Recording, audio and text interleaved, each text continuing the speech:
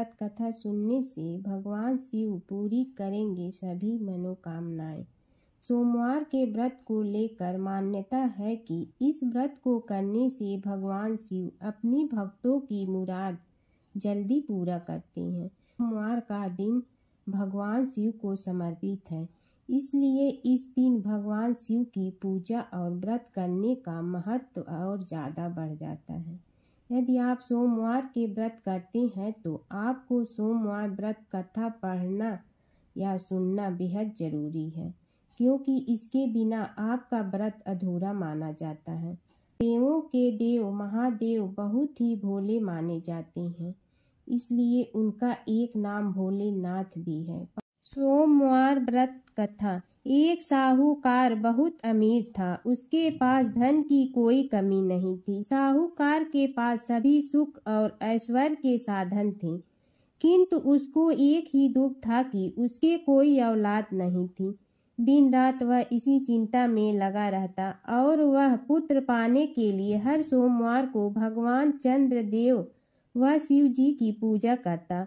वह व्रत रखता था। साहूकार की भोलेनाथ के प्रति ऐसी भक्ति देखकर एक बार माँ पार्वती जी ने शिव जी से कहा, हे नाथ, ये साहूकार आपका अनन्य भक्त है और सदैव ही आपका व्रत और पूजा भक्ति भाव से किया करता है। आप कृपा करके इसकी मनोकामना को पूरी कर दें। पार्वती जी के ऐसा वचन सुनकर भोलेनाथ ने माँ गौरी से कहा, हे पार्वती, यह संसार एक कर्म क्षेत्र है। यहाँ जो भी जैसा कार्य करता है उसे वैसा ही फल मिलता है, अर्थात जैसा कार्य मनुष्य करता है वैसा ही परिणाम भोगता है। किंतु माता पार्वती आग्रह पूर्वक बोली, हे महादेव, यह आपका अनन्य भक्त है। यदि इसको कोई भी दुख है तो आपको उसे अवश्य दूर करना चाहिए। यदि आप अपने भक्तों की मनोकामनाएं पूरी नहीं करेंगे तो क्यों मनुष्य आपकी भक्ति सेवा व पूजन करेगा। पार्वती जी के इस आग्रह को सुनकर शिव जी ने कहा, हे शिवे, इस साहूकार के कोई पुत्र नहीं है, इसी कारण यह दिन रात चिंतित व दुखी रहता है। इसके भाग्य में संतान न होने पर भी मैं इसे पुत्र प्राप्ति के लिए वरदान देता हूँ, किंतु इसका पुत्र केवल 12 वर्ष तक ही जीवित रह सकता है, इसके बाद वह मर जाएगा। इससे अधिक मैं इस साहूकार के लिए कुछ नहीं कर सकता। यह सब बातें साहूकार सुन रहा था। उसे यह सारी बातें सुनकर न कोई खुशी हुई और न ही कोई दुख। वह पूर्व व्रत शिव की पूजा व व्रत करता रहा। कुछ समय पश्चात साहूकार की पत्नी गर्भवती हो गई और 10वें महीने में उसने एक बहुत ही सुंदर पुत्र को जन्म दिया। साहूकार के घर में बहुत खुशियां मनाई गई, किंतु साहूकार ने अपने पुत्र की 12 वर्ष की उम्र जानकर कोई खुशी प्रकट नहीं की और इस संबंध में किसी को कोई भेद भी नहीं बताया। वह बालक धीरे धीरे बड़ा होने लगा। जब वह बालक 11 साल का हो गया तो बालक की माता ने साहूकार से उसके विवाह के लिए कहा, किंतु साहूकार ने कहा कि मैं इसे काशी जी पढ़ने भेजूंगा।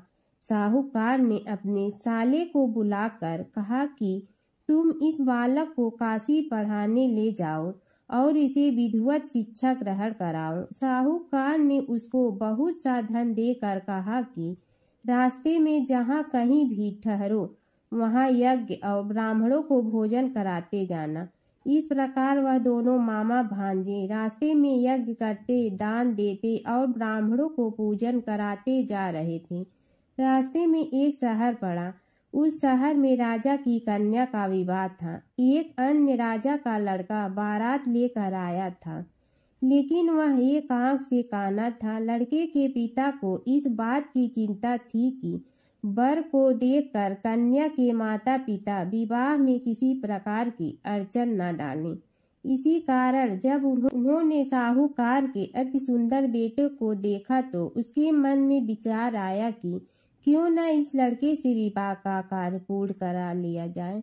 यह विचार कर उसने लड़के और उसके मामा से कहा कि यदि आप फेरे व कन्यादान का कार्य पूर्ण करा देंगे तो आपकी बड़ी कृपा होगी और हम आपको बहुत सारा धन देंगे।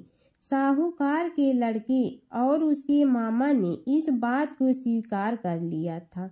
विवाह का काम भली प्रकार से पूरा हो गया।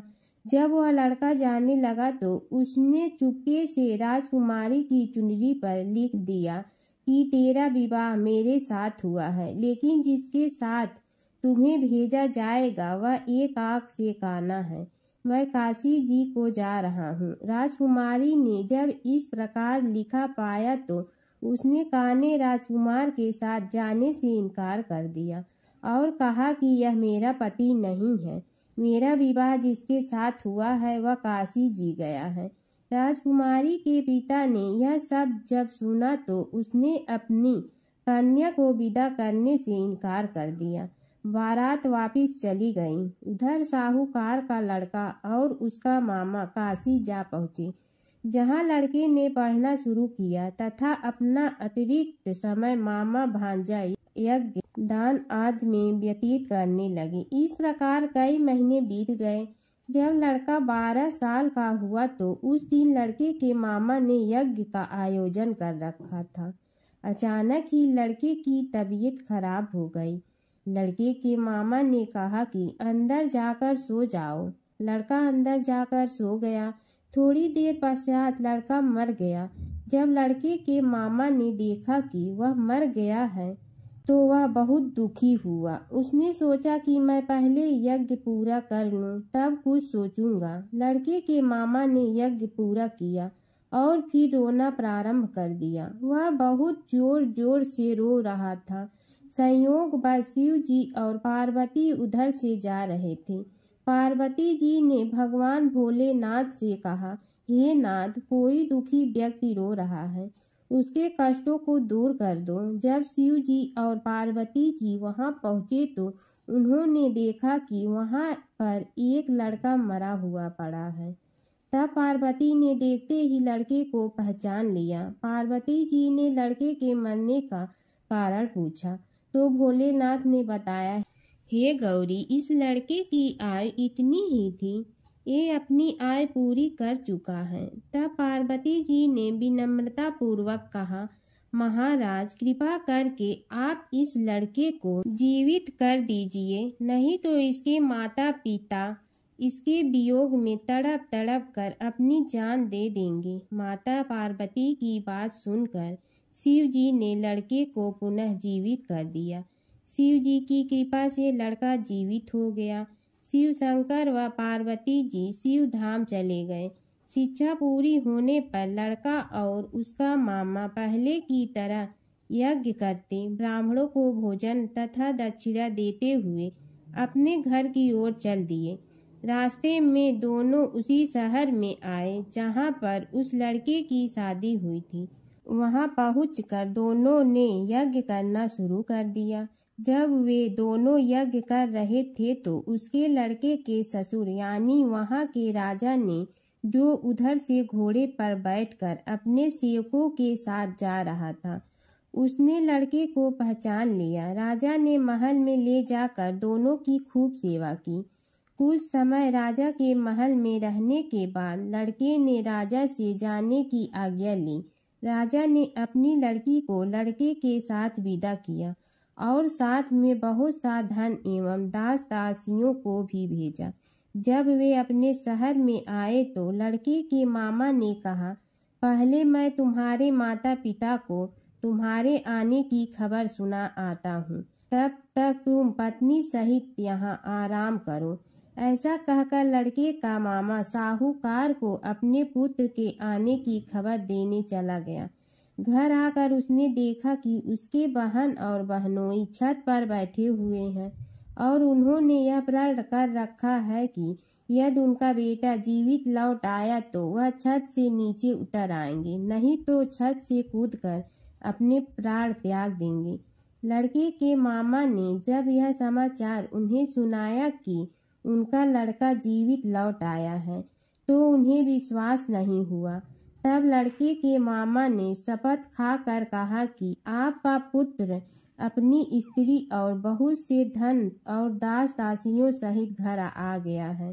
तब साहूकार और उसकी पत्नी छत से नीचे उतर आए तथा प्रसन्नता के साथ अपने बेटे और बहू का स्वागत किया। सभी प्रसन्नता के साथ रहने लगे। इस प्रकार भक्ति भाव से जो भी प्राणी सोमवार के व्रत का पालन करता है तथा प्रेम पूर्वक इस कथा को सुनता या पढ़ता है तो उसके सभी कष्ट दूर होते हैं, सारी मनोकामनाएं पूर्ण होती हैं और इस लोक में सभी सुख सुविधाओं को भोग कर अंत में उसे शिवलोक की प्राप्ति होती है। इस प्रकार सोमवार के व्रत को 16 सोमवार तक करें, फिर उद्यापन करें। इस व्रत के प्रभाव से मानवों को सभी प्रकार के सुखों की प्राप्ति होती है। सोमवार व्रत कथा सुनने से मिलती है शिव पार्वती की कृपा।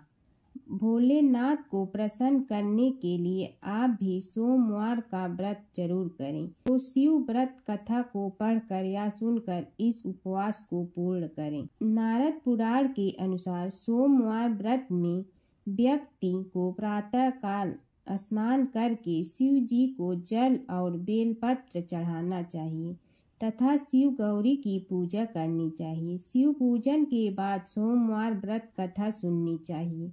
इसके बाद केवल एक समय ही भोजन करना चाहिए। साधारण रूप से सोमवार का व्रत दिन के तीसरे पहर तक होता है। सोमवार व्रत 3 प्रकार का होता है: प्रति सोमवार व्रत, सौम्य प्रदोष व्रत और 16 सोमवार का व्रत। इन सभी व्रतों के लिए एक ही विधि होती है। भगवान शिव के गढ़ नंदी का कथा। नंदी कैसे बने शिव के गढ़। शिव की घोर तपस्या के बाद शिलाद ऋषि ने नंदी को पुत्र रूप में पाया था। शिलाद ऋषि ने अपने पुत्र नंदी को संपूर्ण वेदों का ज्ञान प्रदान किया।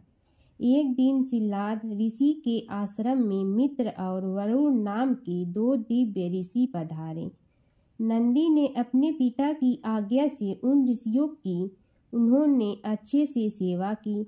जब ऋषि जाने लगे तो उन्होंने शिलाद ऋषि को तो लंबी उम्र और खुशहाल जीवन का आशीर्वाद दिया, लेकिन नंदी को नहीं। तब शिलाद ऋषि ने उनसे पूछा कि उन्होंने नंदी को आशीर्वाद क्यों नहीं दिया। इस पर ऋषियों ने कहा कि नंदी अल्पायु है। यह सुनकर शिलाद ऋषि चिंतित हो गए। पिता की चिंता को नंदी ने जानकर पूछा, क्या बात है पिताजी। तब पिताजी ने कहा कि तुम्हारी अल्पायु के बारे में ऋषि कह गए हैं, इसीलिए मैं चिंतित हूँ। यह सुनकर नंदी हंसने लगा और कहने लगा कि आपने मुझे भगवान शिव की कृपा से पाया है, तो मेरी उम्र की रक्षा भी वही करेंगे। आप क्यों चिंता करती हैं। इतना कहते ही नंदी भुवन नदी के किनारे शिव की तपस्या करने के लिए चले गए। कठोर तप के बाद शिव जी प्रकट हुए और कहा, वरदान मांगो वत्स। तब नंदी ने कहा कि मैं उम्र भर आपके सानिध्य में रहना चाहता हूँ। नंदी के समर्पण से प्रसन्न होकर भगवान शिव ने नंदी को पहले अपने गले लगाया और उन्हें बैल का चेहरा देकर उन्हें अपने वाहन, अपना दोस्त, अपने गढ़ों में सर्वोत्तम के रूप में स्वीकार कर लिया। जय शिव ओंकारा प्रभु जय शिव ओंकारा, ब्रह्मा विष्णु सदाशिव अर्धांगी धारा। जय शिव ओंकारा एकानन चतुरानन पंचानन राजे, हंसासन गरुड़ासन वृषवाहन साजे। जय शिव ओंकारा 2 भुज 4 चतुर्भुज 10 भुज अति सोहे, तीनों रूप निरखते त्रिभुवन जन मोहे। जय शिव ओंकारा अक्षमाला बनमाला मुंडमाला धारी, चंदन मृग मद सोहे भोले शुभकारी। जय शिव ओंकारा। श्वेतांबर पीतांबर बागंबर अंगे ब्रह्मादिक सनकादिक प्रेतादिक संगे। जय शिव ओंकारा। करके मध्य कमंडलु और त्रिशूलधारी सुखकारी दुखहारी जग पालनकारी। जय शिव ओंकारा। ब्रह्मा विष्णु सदा शिव जानत अविवेका रणवाचर में शोभित ए तीनों एका। जय शिव ओंकारा। त्रिगुण स्वामी जी की आरती जो कोई नर गावे कहत शिवानंद स्वामी मन वांछित फल पावे। जय शिव ओंकारा। प्रभु जय शिव ओंकारा।